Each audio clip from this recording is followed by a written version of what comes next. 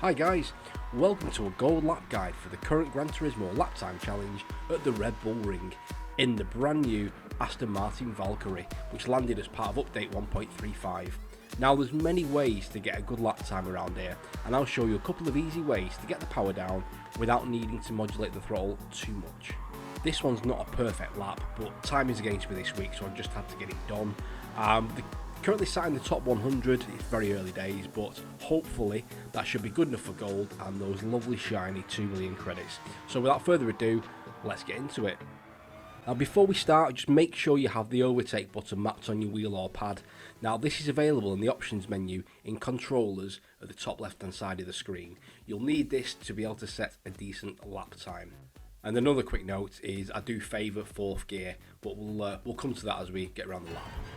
So starting the lap, exit the last corner in 4th gear, use the overtake button to get maximum speed down the straight. The first braking zone is the 150 or just before the 150. I'm going to break down to 3rd gear.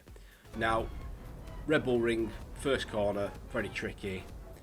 Whatever you do, don't hit this yellow bump. You will spit the car off and you won't be able to control it. Just try and graze the curb on the inside, and you can use 2 wheels on the outside of the track just there. Show it in chase cam, just graze inside of that.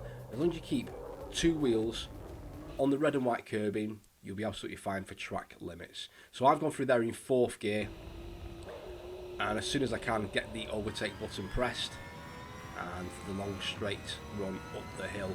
Now the next braking zone or next braking point is just as this curb starts on the left hand side, and I'm going to break down into 1st gear.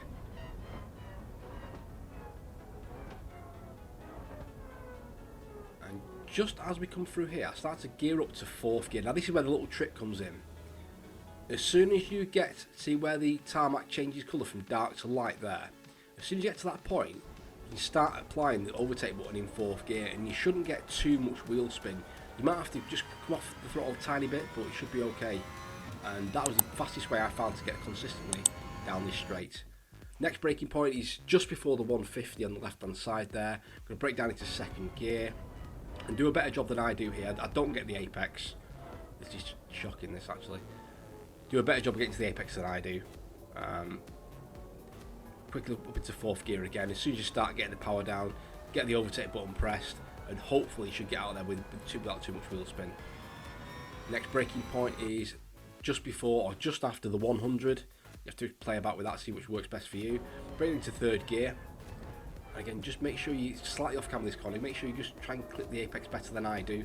I flicked up to 4th gear just halfway through before I start putting the power back down, and a little short burst of power with the overtake button to the next braking point, which is just where this end of this curb finishes. I've been using.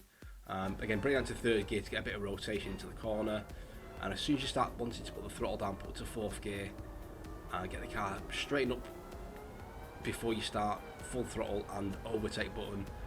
Just now, probably a bit late on the overtake button there. Hopefully you shouldn't get too much wheel spin that way. Next braking point is just, somewhere just before the 100 on the left hand side, roughly where this green turf is on the left hand side I've been using. Down to 3rd gear. Try and cut as much as possible. You'll probably cut a bit more than I have. And you can use all this circuit on the left hand side.